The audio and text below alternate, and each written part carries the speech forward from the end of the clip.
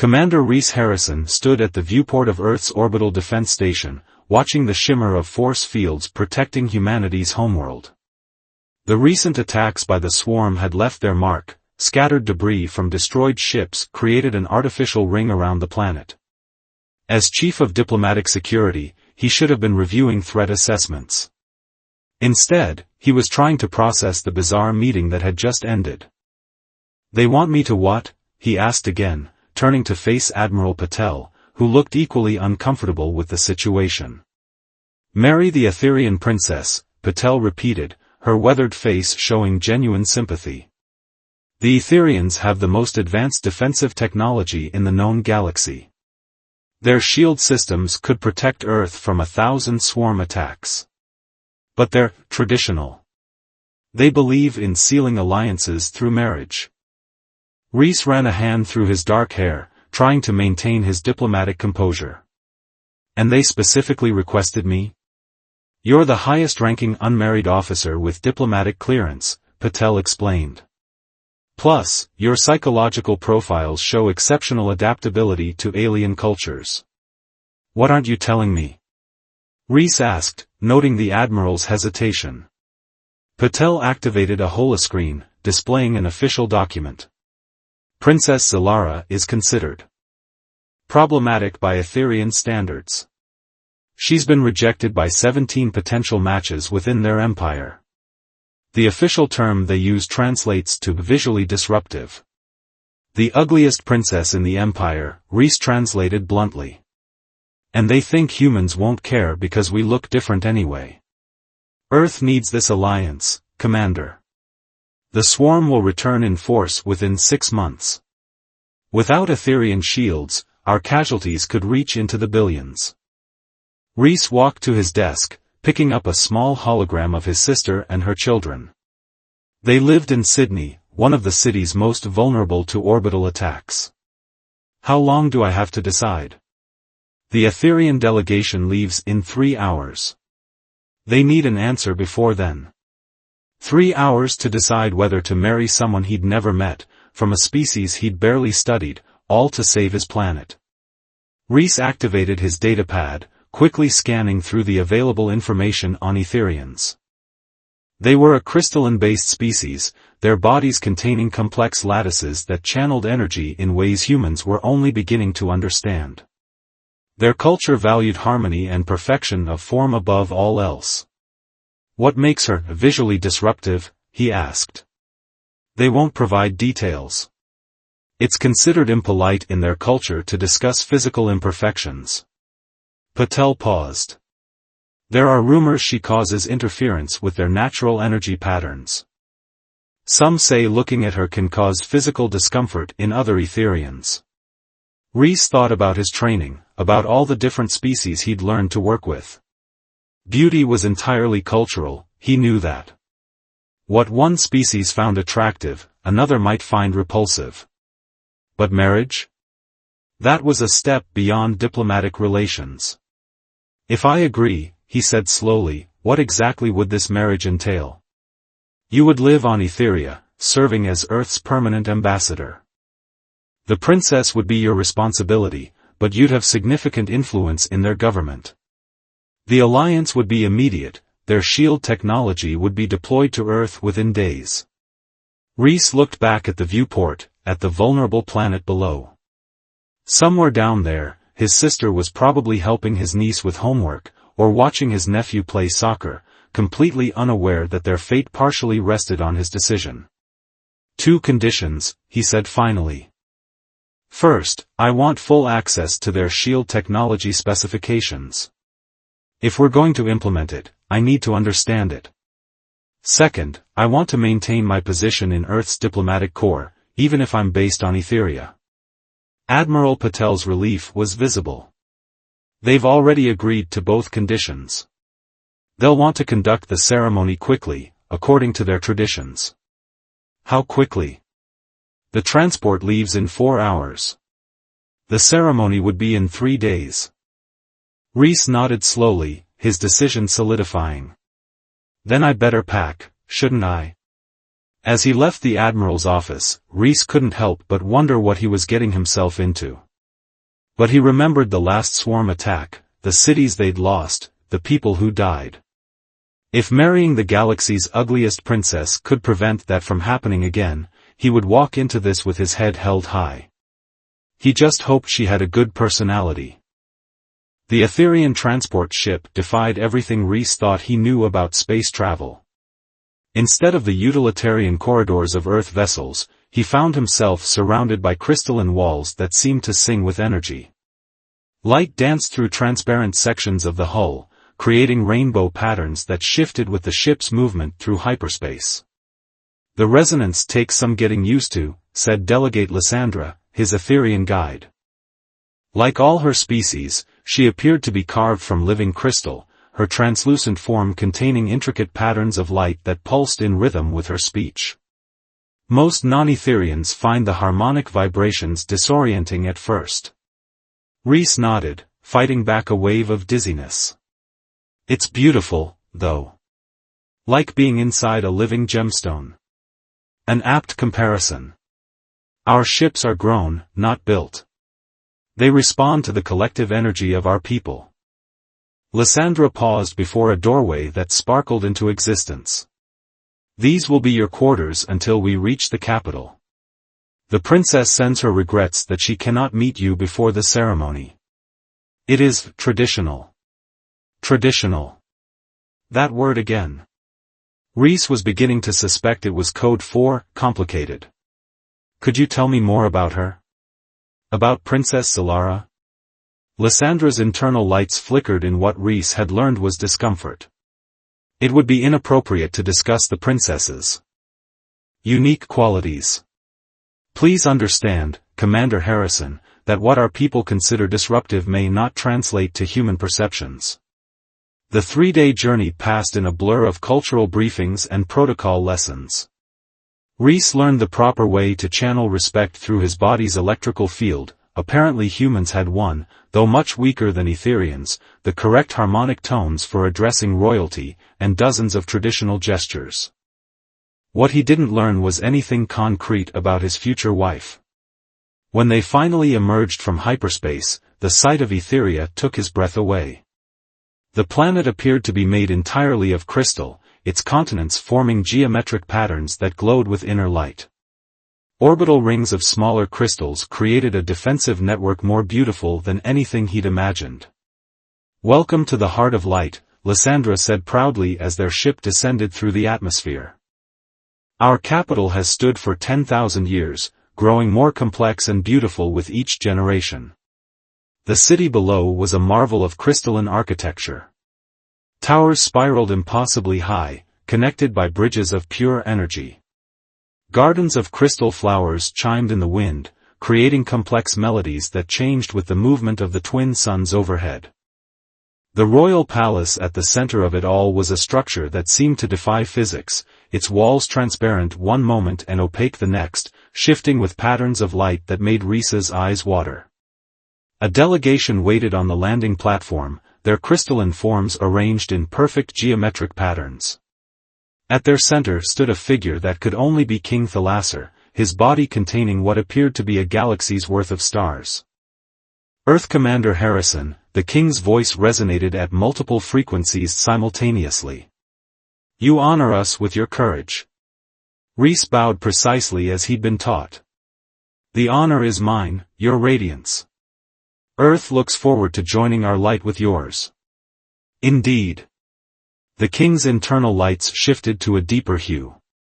"The ceremony will begin at next resonance. Until then, you will prepare in the Harmony Chamber." The next several hours were a whirlwind of preparations. Etherian attendants helped him into ceremonial garments that seemed to be woven from solidified starlight.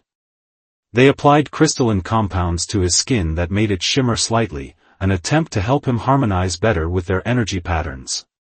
Finally, he stood in the Great Resonance Hall, surrounded by thousands of Etherians arranged in concentric circles of perfect symmetry.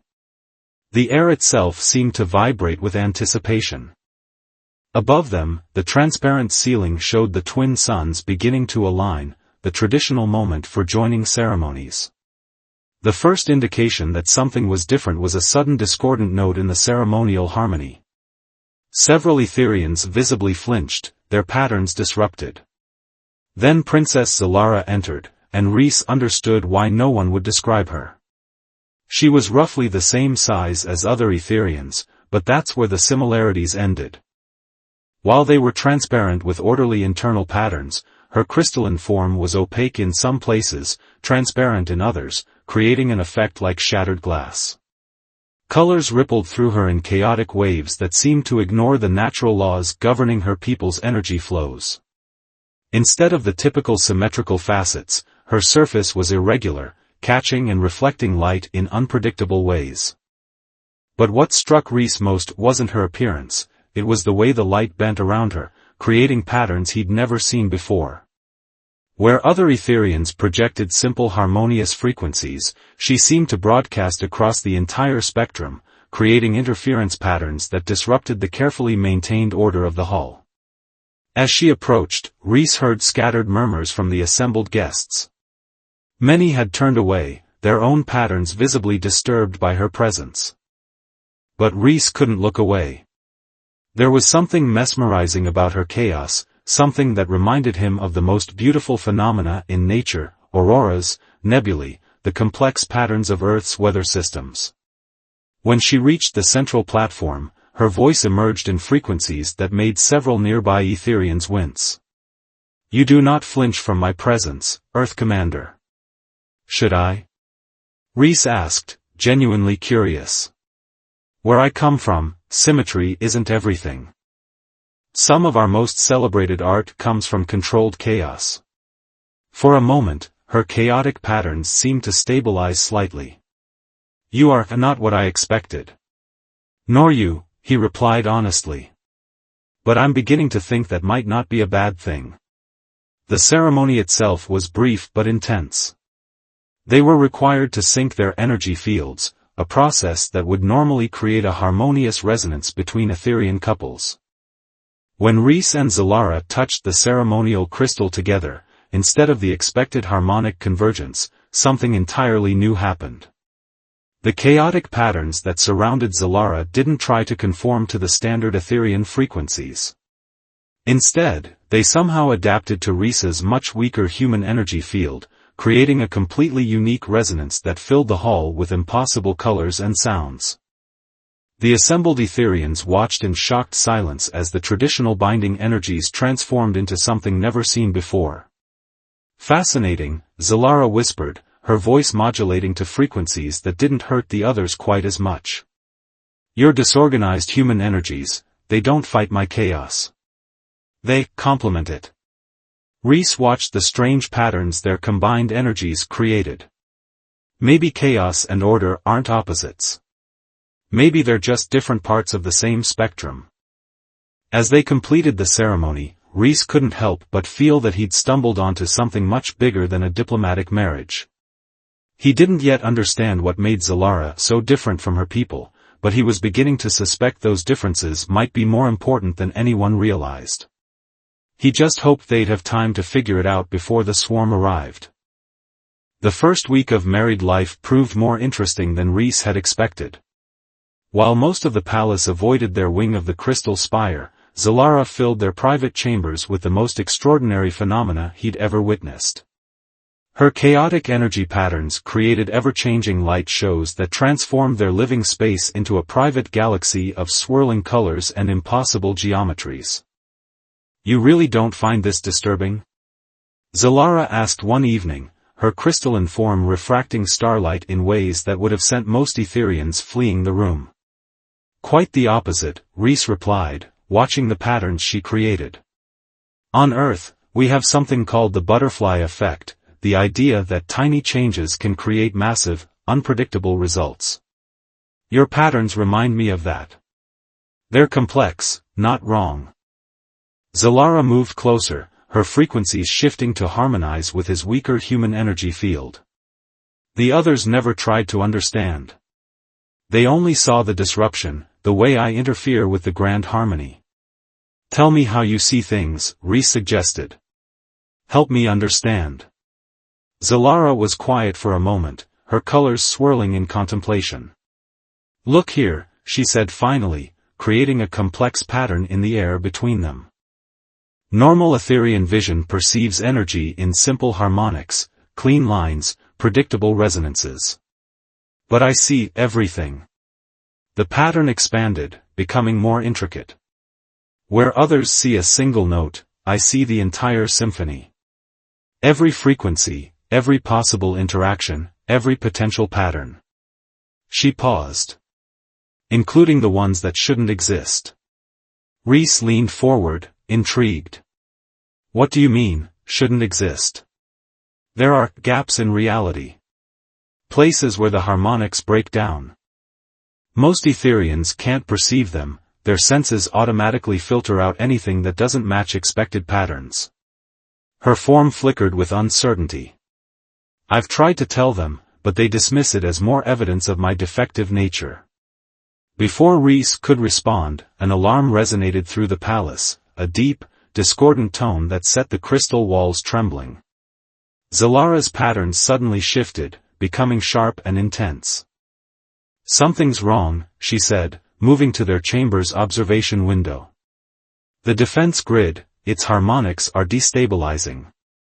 Reese joined her, watching as the planetary shield network flickered visibly. "Could it be a malfunction?" "No," Zalara's voice carried new frequencies of fear. "Something is interfering with the resonance patterns. Something that shouldn't be possible." The chamber's communication crystal chimed urgently. King Thalasser's voice emerged, tight with tension. "Commander Harrison, your presence is required in the strategic resonance chamber.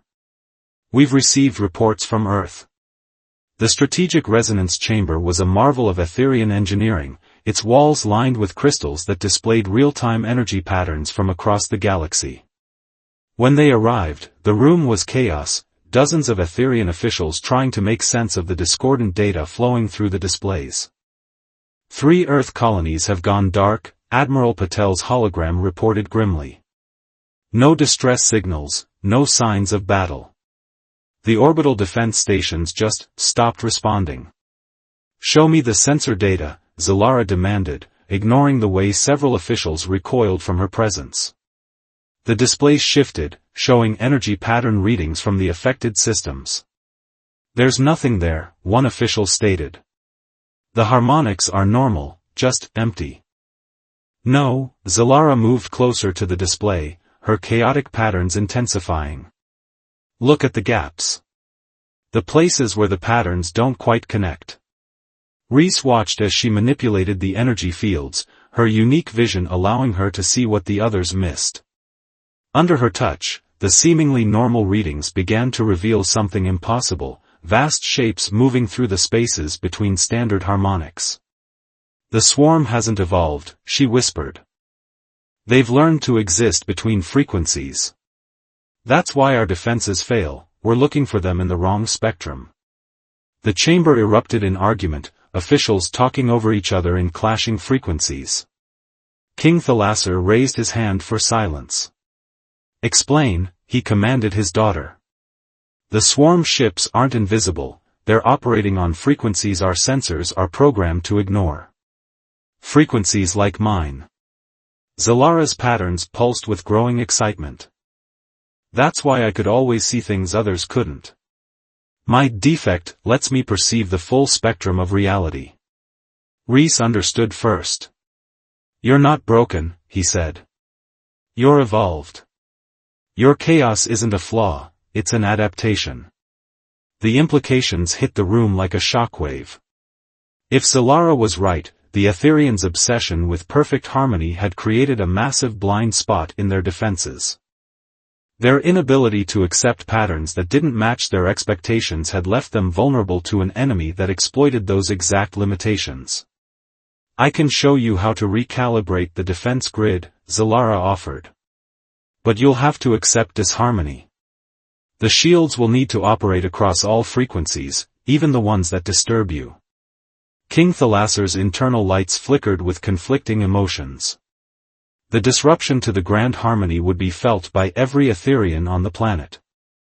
"Better disrupted than dead," Reese pointed out. The swarm won't care about your harmonics when they attack. The king looked at his daughter, perhaps truly seeing her for the first time. You've always tried to tell us, haven't you? About the patterns others couldn't see? Yes, Zalara's voice carried centuries of loneliness. I stopped trying when I realized it caused others pain. But we don't have that luxury anymore. Admiral Patel's hologram crackled. Another colony just went dark. Whatever we're going to do, it needs to happen soon. King Thalasser straightened, his decision visible in the strengthening of his light patterns. Begin the recalibration. Warn our people to prepare for discomfort. He turned to Reese. It seems your marriage into our house has brought more than just diplomatic advantages. As Zalara began working with the defense grid engineers, Reese watched with growing pride. The ugliest princess in the Empire was about to become its greatest defender, her chaos transforming into their strongest weapon against the swarm. He just hoped the Etherians could adapt to their new reality before it was too late. Recalibrating Etheria's planetary defense grid proved more challenging than anyone anticipated. The process required forcing the crystalline technology to operate in ways that went against its fundamental nature. Throughout the capital, Etherians struggled with the discordant energies now pulsing through their city. Their pain is my fault, Zalara said, watching from the control spire as another wave of chaos-tuned energy rippled through the shield network. Below, several citizens visibly staggered as the disharmonious frequencies washed over them. You're trying to save them, Reese reminded her, noting how she dimmed her own patterns to avoid adding to their discomfort. Sometimes survival requires adaptation. Before she could respond, the emergency frequencies screamed to life. Admiral Patel's hologram materialized, her expression grim. They're here. A swarm fleet just appeared in the Sol system. But something's different, they're not attacking Earth directly. Show us, King Thalasser commanded. The strategic display activated, revealing a sight that made even the most stoic Etherian officials pulse with fear. Hundreds of swarm ships, far more than had ever been seen together, moved through the space between normal frequencies. They know we can see them now, Zalara realized. They're coming here first. To eliminate the threat. The king's patterns hardened with resolve. How long until they reach Etheria? Hours at most, Patel reported. We're mobilizing everything we have, but against that many ships. We need more time, Zalara interrupted, her chaotic energies swirling with increasing intensity. The defense grid isn't fully converted.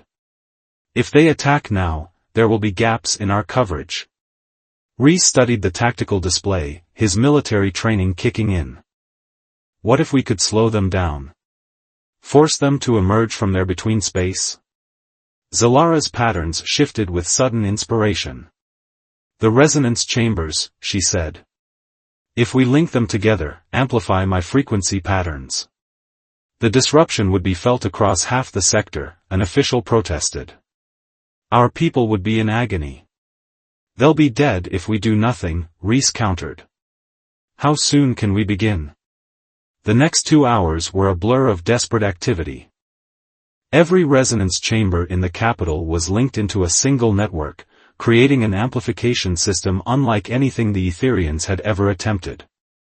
Zalara stood at its center, her chaotic energies building to levels that made the crystal walls vibrate. This could kill you, Reese said quietly as the final preparations were made. No Etherian has ever channeled this much disrupted energy. Good thing I'm not a normal Etherian then, she replied, attempting humor despite her obvious fear.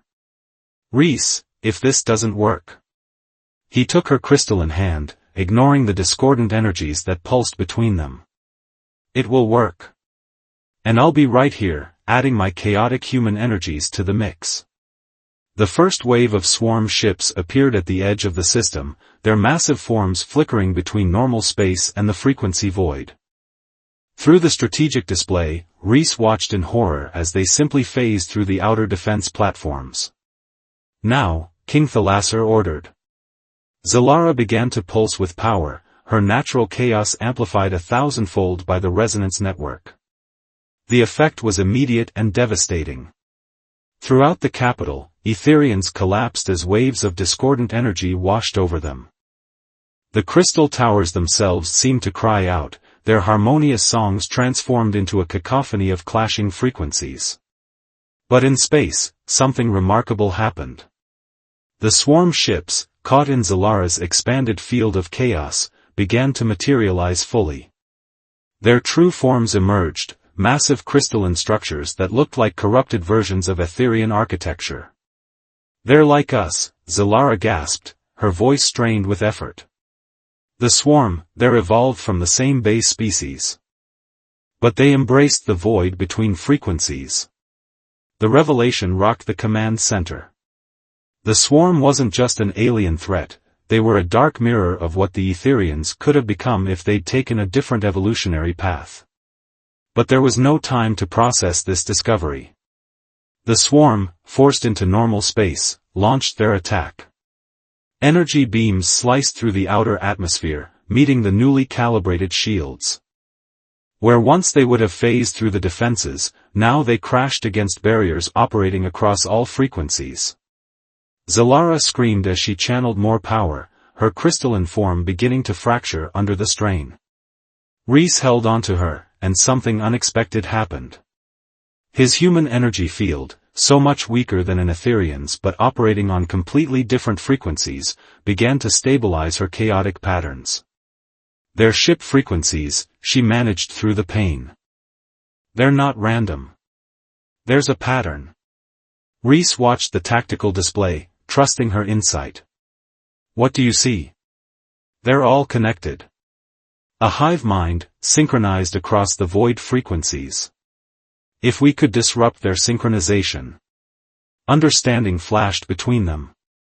The swarm's greatest strength, their ability to operate as a single entity across multiple frequency planes, could be their weakness. But exploiting it would require pushing the resonance network beyond its design limits.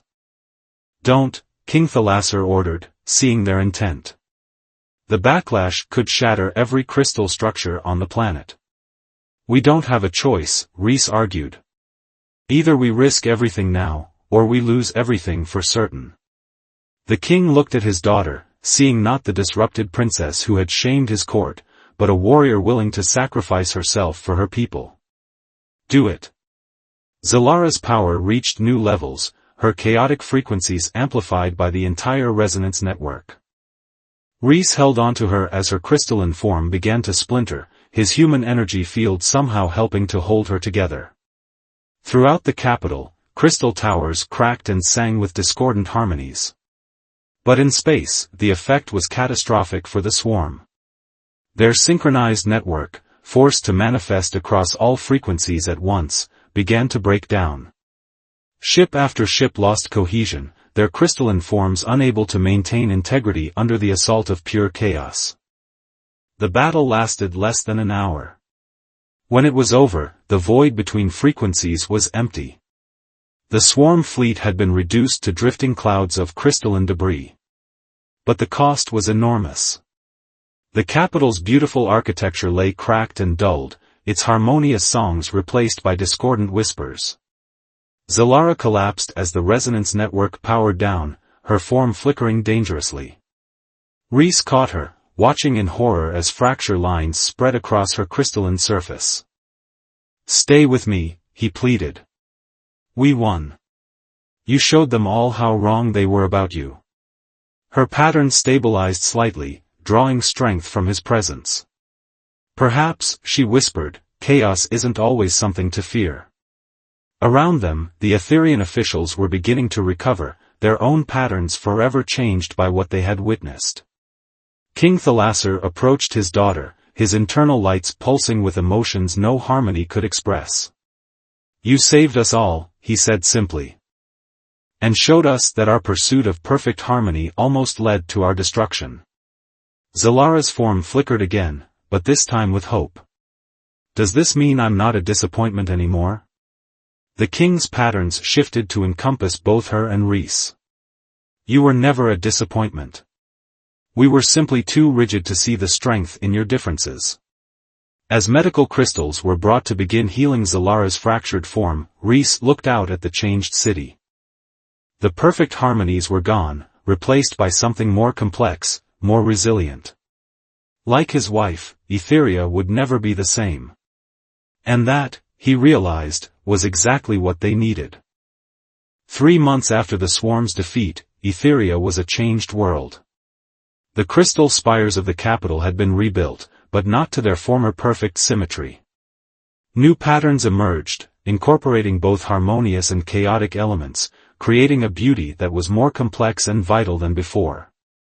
Rhys stood in the newly redesigned Grand Observatory, watching his wife work with a team of young Etherians.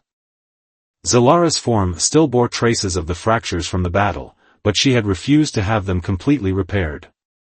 The crystalline scars now refracted light in fascinating ways, creating patterns that younger Etherians especially found captivating rather than disturbing. "Your energy signatures are too rigid," she was explaining to her students. "Don't fight the chaos, let it flow naturally alongside the harmony." The young Etherians, part of the first generation being trained to perceive the full spectrum of frequencies, adjusted their patterns with varying degrees of success. "They're learning faster than the adults," observed Admiral Patel, who had arrived for the official signing of the expanded Earth-Etheria Defense Treaty. "Less preconceptions to overcome, I suppose." "The next generation won't see chaos as a flaw," Rhys agreed. "They'll understand it's necessary for growth, for adaptation." The Admiral smiled. "Speaking of growth, how are the modifications to Earth's defense grid proceeding?" "Better than expected. Zalara's innovations in frequency manipulation have revolutionized our shield technology. We're not just protected against the swarm now, we can detect and defend against any threat trying to exploit the spaces between normal space." Their conversation was interrupted by an excited chime from one of Zalara's students. The young Etherian had managed to maintain a perfect balance between harmony and chaos in their energy pattern, creating a beautiful display that would have been considered horrifyingly disruptive just months ago. "Well done." Zalara's patterns brightened with pride. "You see? Once you stop trying to force everything into predetermined patterns, you discover entirely new possibilities." King Thalasser entered the observatory, his own patterns now incorporating subtle elements of controlled chaos, a dramatic change from his former rigid harmony. The other Etherians no longer flinched away from such displays. If anything, the subtle imperfections in energy patterns had become something of a fashion among the younger generation. "The Confederation representatives have arrived," he announced. "They're eager to see your presentation on the new defense systems." Zalara's patterns shifted with slight nervousness. Just 6 months ago, she had been considered too disruptive to appear in public. Now she was about to address representatives from 50 spacefaring civilizations about her breakthroughs in energy pattern manipulation. "You'll be amazing," Rhys assured her, his presence helping to stabilize her patterns as it had since the battle. Their unique resonance, human and Etherian, chaos and harmony, had become a symbol of the new era. The presentation chamber was packed with beings from across the galaxy. Some were crystalline like the Etherians, others organic, mechanical, or energy-based. All had come to learn from the princess once considered too ugly to be seen in public. "The universe is not built on harmony alone," Zalara began, her confidence growing as she spoke. "It's the interplay between order and chaos, pattern and possibility, that creates both stability and growth. We thought the swarm was our enemy, but they were really a warning of what happens when you embrace only one extreme." She demonstrated the new defense technology, showing how it worked across all frequencies, adapting and evolving in response to threats. "By accepting and incorporating chaos rather than fighting it, we've created something far stronger than our old rigid systems." The evidence was undeniable. Already, 3 other civilizations had reported successfully repelling swarm remnants using the new technology. But the implications went far beyond defense systems. We're seeing similar principles at work in medicine, architecture, even art, Reese added, joining his wife at the presentation platform. It turns out there's tremendous power in the spaces between established patterns. We just needed someone who could help us see it. After the presentation, as representatives crowded around to ask questions, Queen Lasara approached her daughter. The Queen's own patterns had changed dramatically since the battle, incorporating elements of Zalara's chaos in a way that would have been unthinkable before. "Do you remember," she asked softly, "when you were young, how you used to say you could see songs in the spaces between stars?" Zalara's patterns rippled with emotion. "You always told me I was imagining things. I was wrong. We were all wrong. We were so afraid of anything that disrupted our perfect harmony that we nearly missed the most important discovery in our history." The Queen's patterns shifted to include Reese. It took someone from another world entirely to help us see the beauty in difference. Later that evening, Reese and Zalara stood in their private chambers, watching the twin suns set through the crystalline walls that now incorporated their combined energy patterns. "Hard to believe it was only 6 months ago that I was dreading marrying the ugliest princess in the empire," Reese mused. Zalara's patterns danced with amusement. "And now? Now I know that ugly just meant evolved beyond their understanding. Though I have to admit, I'm glad they didn't show me pictures beforehand. I might have overthought it." "Would it have changed your decision?" Reese considered the amazing being beside him, who had not only saved 2 civilizations but was now helping to reshape how an entire society thought about beauty, harmony, and evolution itself. "No," he said finally. "Some of the best decisions are made when we stop worrying about surface appearances and trust in deeper patterns." Outside their window, the first stars were becoming visible in the darkening sky. Among them, in the spaces between their light, new songs were waiting to be heard. And thanks to one princess who had dared to be different, an entire civilization was finally ready to listen. In the end, it turned out that the galaxy's ugliest princess hadn't been ugly at all. She had simply been the first to evolve beyond an outdated definition of beauty. And in doing so, she had helped her people take their next step into the future, a future where harmony and chaos dance together, creating patterns more beautiful than either could achieve alone.